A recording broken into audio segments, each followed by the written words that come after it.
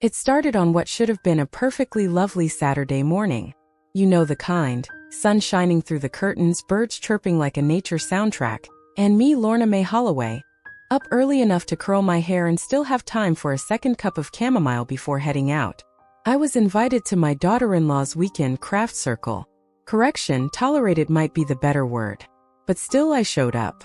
Dean, my only child, lives with his wife Evelyn in one of those perfectly manicured suburbs that all look like the same catalog page.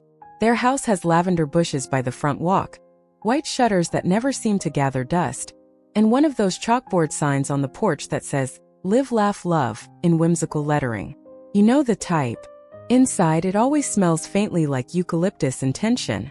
Now Evelyn, bless her curated little heart, hosts a Saturday creative circle. That's what she calls it. It's really just her and a bunch of women in matching linen jumpsuits, painting with watercolors and making passive-aggressive remarks about how processed sugar is toxic. I used to join them now and then, mostly to watch the kids while everyone else sipped oat milk lattes and pretended their lives were inspirational quotes come to life. I knew my role. Smile, keep the toddlers out of the paint, and don't touch anything that costs more than I make in a week with my crochet sales at the farmer's market. That morning I thought I'd do something sweet. I brought a ceramic mug I made in my own little studio back home. It wasn't fancy, just a simple speckled glaze with a thumbprint heart on the side, but I thought it added a personal touch to their precious minimalist tea set. Dean and I used to make pottery together before Evelyn came along and said things like, "Let's elevate our aesthetic." I assumed it might stir up a bit of warmth or even nostalgia. Silly me. Evelyn took one look at the mug, then looked me dead in the eye like I'd dropped a possum on her marble countertop. "Old battle axe," she said, loud enough for everyone to hear. "I told you not to bring your junk around here. Get out. And stay out." Now let me pause a moment. There were 12 women in that room, 12, and not one of them said a word. One clutched her paintbrush mid-stroke. Another covered her mouth like she just watched a soap opera plot twist. And my son? My grown son? The man I raised through fevers and science fairs and heartbreaks? He looked like he wanted to disappear into the air diffuser. Not a word from him. Not even a whisper of "That's enough, Evelyn." He just stared at the mug lying shattered on the tile floor, cocoa pooling around the broken pieces like it was staging a crime scene. My mug. My cocoa. My heart breaking like a badly handled biscuit. I didn't cry. Not then. I felt it, sure, like a stone lodged behind my ribs, but I stood there, dusted the ceramic crumbs from my slacks, and picked up my cardigan like it was the last scrap of my dignity. I didn't even wait for someone to open the door for me. I just walked out. I could hear Evelyn's heels click-clacking behind me, probably going back to her circle like nothing happened. Back to the paints and the avocado toasts and whatever smug comment she had locked and loaded about how her trauma-informed yoga practice was going. Me? I climbed into my Subaru, the one with the crocheted seat covers and a pine tree air freshener that hasn't worked in 3 years, and I drove home on autopilot. When I got back to my cottage, I kicked off my shoes, dropped my purse on the side table, and sat down in Charles's old armchair, the one he'd carved himself back when hands had more strength than aches. I stared at the framed photo on the mantel. Dean at 10 years old, grinning with clay on his cheeks and a pinch pot in his hands. We made that together. Back then he used to call me Mama Lorna. Now, I'm the old battle axe with junk. That night I didn't eat dinner. Just sat there with a lap blanket and memories swirling around me like smoke. I thought about all the times I bit my tongue. Every time Evelyn corrected me in front of the kids, or accidentally forgot to invite me to their birthday parties, or asked me to drop off cookies then took credit for them at bake sales. It all added up, piece by piece, until the mug finally tipped it over. I realized then it wasn't about the cocoa, or the mug, or even the insult, though battle axe was a first. It was the feeling that I had somehow become disposable, a prop, a speck on their curated existence that Evelyn could sweep out the door without consequence. But here's the thing. I'm not a prop. I'm not a background character. I may be gray-haired and soft around the edges, but I've weathered more storms than Evelyn has Pinterest boards. And I wasn't going to let her write me out of my own family's story. Not without a rewrite. Back in my little countryside cottage, I sat slumped on the couch, cardigan bunched in my lap like a towel you don't remember picking up. The sun came in through the lace curtains just like it always did, warming the same old spots on the floor, but it didn't feel like home that morning. Not really. I wasn't just hurt. I was hollowed. There's a difference. Hurt fades. Hollow hangs around a while. I stared at the spot on the rug where Charles used to leave his gardening boots. He'd track in dirt every single time, no matter how many mats I put down. Drove me half crazy, but I'd give anything to see those muddy footprints again. The house was quiet now. Not peaceful. Just quiet. I made myself a cup of weak tea, not because I wanted it, but because that's what I always did. Routine helps you stay upright when your heart's threatening to collapse like an old barn roof. I sipped and thought about the little cracks that had been forming long before that mug shattered on Evelyn's floor. Evelyn used to be warm. She was never cuddly, mind you, but she'd bring over loaves of sourdough from that fancy starter she kept like a pet. She'd compliment my crocheted throws and ask me to show her how to make granny squares, though she never actually tried. She even once said I was like a second mom. I remember crying in the car after she said it. Happy tears. Silly me. But it changed. Gradually. Like winter sneaking up behind fall. Started with little things. Oh, the kids are napping, it's not a good time. We're just swamped this weekend, maybe next? We need a bit of mental space right now. One excuse at a time, and suddenly I was a stranger waiting for a phone to ring. The visits stopped. Not cold turkey, more like a diet. First cut out weekly dinners. Then holiday brunches. Then birthdays became quick doorstep drop-offs. When I'd call, she'd answer with a voice so syrupy it stuck in my teeth. Oh Lorna, I meant to call you. We've just been so busy. Always busy. Dean. He was distant. Distracted. Like someone had dimmed his light and told him not to notice. I'd leave messages and he'd text back 2 days later with an emoji. An emoji. I raised that boy with my bare hands and boxed macaroni. And now he sends me smiley faces like I'm a coworker at the pottery shop. I tried to tell myself it wasn't personal. That Evelyn was overwhelmed. That life gets busy, that people drift. I gave them space. I gave and gave until I was a ghost in my own family. When I offered to take the kids for the weekend, Evelyn said, "They need time to ground at home." Ground? What were they, carrots? That morning after the mug incident, I finally looked in the mirror and really looked. My hair was a bit wilder than usual, the curls flattened on one side. My eyes were puffy, cheeks hollow. I looked like someone who'd been hiding in her own life. And maybe I had. I patted down my curls, straightened my shoulders and whispered, "This isn't the end of you, Lorna." But even I didn't quite believe it yet. I didn't want revenge. Not then. I wanted answers.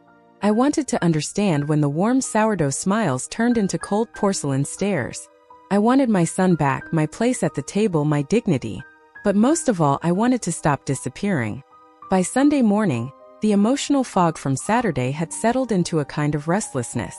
I couldn't sit still, couldn't knit, couldn't even focus on my stories. You know something's wrong when even your knitting needles feel judgmental. So I did what I always do when life gets heavy, I cleaned. Not a little tidy up either. I'm talking deep cleaning. The kind where you find things you forgot you ever owned and wonder if your younger self had any business picking out that many sunflower-themed table runners. I started in the pantry but somehow found myself knee-deep in the storeroom. That room hadn't been touched in years. It's the one off the laundry nook where I'd stash things I might need someday but never did. Boxes of yarn, half-used paints, broken chair legs, a crate of mismatched mugs, and one incredibly judgmental garden gnome. As I dug through dusty bins and mystery boxes, I found memories in every corner. A pair of baby shoes, tiny blue leather ones that Dean wore when he was still wobbling around like a penguin on a mission. Faded sketchbooks from his school days, filled with pencil drawings of dragons and lopsided spaceships. There were old Christmas cards, a broken birdhouse he swore he'd fix, and the little clay mouse he made me for Mother's Day in 3rd grade. The tail had fallen off, but I never had the heart to glue it back on. It was perfect just as he gave it. I wiped my nose on a sleeve and was about to pack it all up when I spotted something wedged behind a crate of yarn. A thick, yellowed portfolio, rubber-banded like it hadn't seen daylight in decades. I pulled it out with both hands. It was heavier than it looked, and sat cross-legged on the floor. Inside were manila folders stacked and worn with time. I opened the first one, expecting maybe some old tax papers or more of Dean's childhood masterpieces. Instead, I froze. Studio lease documents. There, in clear print and my late husband Harold's neat signature, was the lease to the art studio. Their art studio, the one Evelyn and Dean use for their business, making pottery, selling prints, teaching overpriced workshops on creative alignment. I stared at the signature line. Mine. Not Dean's. Not Evelyn's. Mine. My stomach dropped. I flipped through the pages. Original agreements. Tax forms. Maintenance records. All addressed to me. And nothing indicating a formal transfer to their name. Nothing. I owned it. Legally. Fully. Unequivocally. The same studio Evelyn had slowly nudged me out of, first by needing more space, then streamlining the creative process, and finally locking the door and forgetting I'd ever once had a key. I leaned back against an old dresser, heart thudding like I just jogged to the mailbox and back. The room spun a little. I hadn't thought about that lease in years. When Dean and Evelyn got married, Harold had just passed, and I wanted to give them something meaningful. So I told them they could use the space. I'd said, "It's yours now," but I never filed anything, never signed it away. I was grieving. I trusted them, and they never asked. Maybe they didn't know. Maybe they assumed. Or maybe Evelyn knew exactly what she was doing when she stopped handing me the schedule for classes and told me I'd be more comfortable working from home. The realization settled in my bones like a winter chill. All this time I thought I was the one clinging to the past. But turns out, I'd been sitting on a present-day truth. I wasn't some meddling relic. I was the legal owner of their entire creative empire. And suddenly I didn't feel so powerless anymore. The phone rang just as I was organizing the lease papers into a folder with plastic sleeves. Not for any real reason. Just felt like if I gave them a home, they might stop rattling around in my chest like loose marbles. I nearly didn't answer. It was April. April lives 2 streets over, close to the studio. Retired librarian. The kind of woman who alphabetizes her pantry and talks to her begonias like they're old friends. We chat now and then, mostly about tomatoes and the unfortunate state of modern manners. Her voice came through the line soft and crackly, like she was calling from behind a curtain. "Lorna," she whispered. "You got a minute?" "I've got several," I said, clutching my tea. "What's going on?" April paused. I could hear birds chirping on her end, which made the silence feel louder. "I don't want to stir trouble," she said finally, "but I think there's something you should know." I wasn't going to say anything at first, but it's happened more than once now, and well, I wouldn't feel right keeping it to myself. I braced myself. With April, this could have been anything from a dispute over compost bins to someone stealing her mail. "It's Evelyn," she said. "I've seen her at the park a few times these past weeks. Near the fountain. Not alone." "Okay," I said slowly, my voice tightening. "She's been meeting a man there," April continued. "A younger man. Always the same one. Tall, nice coat. Looks like he might be a photographer. He's got one of those big cameras slung over his shoulder. I thought it was just a client meeting or something. But last Thursday, they weren't just talking, Lorna." I didn't respond right away. "They were sitting close," she added. "Real close. Then they stood up, and I swear to you, he tucked her hair behind her ear, like they were in one of those cheesy holiday movies." I sat frozen, completely still, like the ceramic figurines on my mantel. My heart, bless its confused little self, didn't know whether to drop or pound. Evelyn. That girl had stood in my kitchen and smiled like butter wouldn't melt, talked about her herbal detox and her Pinterest dreams, and all the while she was sneaking around with some mystery man? "I'm sorry, Lorna," April said, "but I thought you should know." "Thank you," I managed. "Thank you for telling me." After we hung up, I just sat there, staring at the floral wallpaper that Charles always said reminded him of hotel curtains. I felt odd. Not surprised exactly. More like the last puzzle piece had just clicked into place, and the picture it made wasn't pretty. All those little things Evelyn had said over the years about privacy and boundaries, how she needed time away from family expectations, how she'd made Dean think I was interfering. It was all starting to look like one long setup. The distancing, the door locks, the coldness. Now I knew why she didn't want me around. And poor Dean. He loved that woman with every last pottery-stained inch of his soul. He named a sculpture after her once. Windswept Grace. I helped him wrap it when he gave it to her. She didn't even say thank you. The betrayal wasn't just mine anymore. It was his too. He just didn't know it yet. When life has you backed into a corner, the smartest thing you can do is call someone who remembers when you were the one doing the cornering. For me, that person is Trudy. We've known each other since we both wore shoulder pads and thought perms were a good idea. Trudy used to run a successful art gallery in town before retiring and taking up competitive jigsaw puzzling. She's sharp as a tack and twice as blunt. When I called and told her everything, from the mug incident to the lease papers and the photographer in the park, she didn't gasp or stammer like most would. She just huffed. "You have the power now, May," she said, using the nickname only people from my childhood still get away with. "Don't let her bully you out of your own life." I nodded even though she couldn't see me. "What would you do?" "I'd get proof. I get it neat. And I'd make sure she saw it before you opened your mouth to Dean. You need control back. Don't go in swinging, go in with evidence and options." Options? Let her stew, May. Let her wonder what you'll do next. That's when it hit me. I wasn't out of moves. I was just out of patience.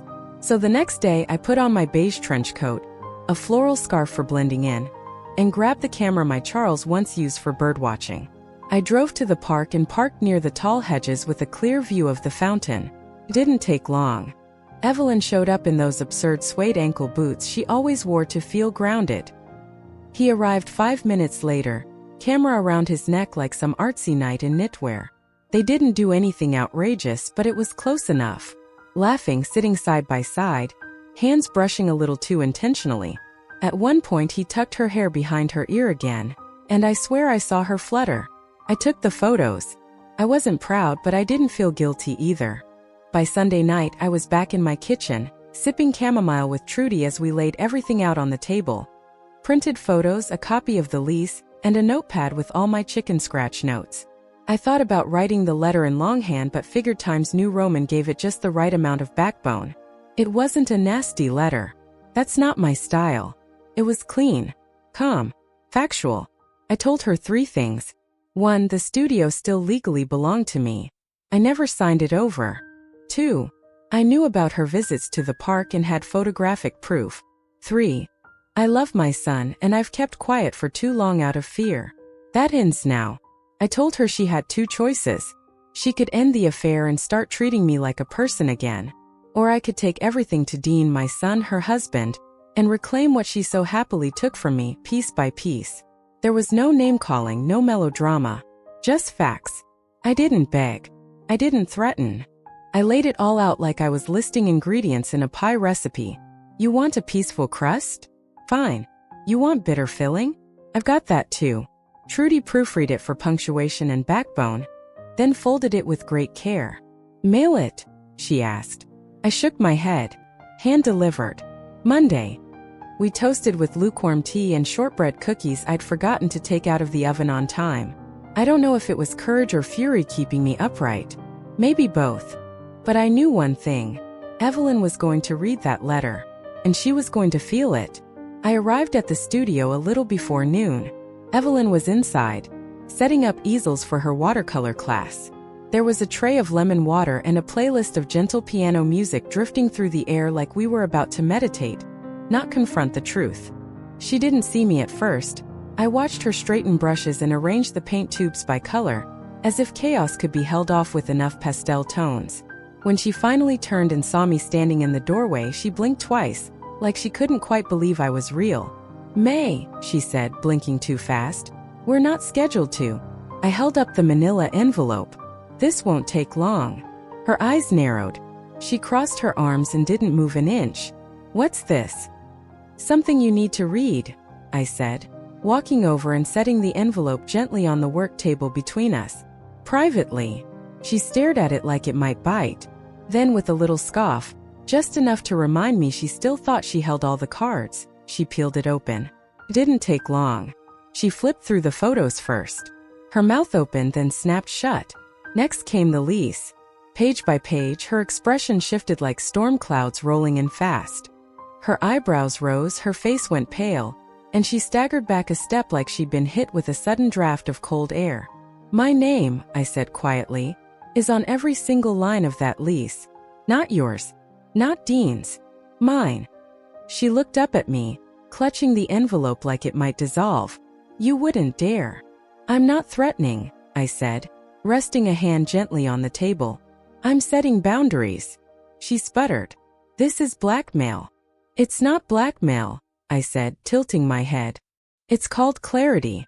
You've spent years rewriting the story of who I am and what I deserve in this family. I'm just updating the narrative. Her hands trembled slightly, and for the first time since she marched into my life with organic candles and unsolicited kale recipes, she looked unsure. You think Dean's going to believe you? She said, voice sharper now. You've always been jealous, controlling. I let out the softest chuckle. If I were controlling, Evelyn, you'd have been out of this studio years ago. I let you push me aside for so long because I didn't want to hurt my son. But now? Now I'm tired of watching you parade around like you own everything you touch. Her lips curled into a tight smile, but it didn't reach her eyes. So what's this?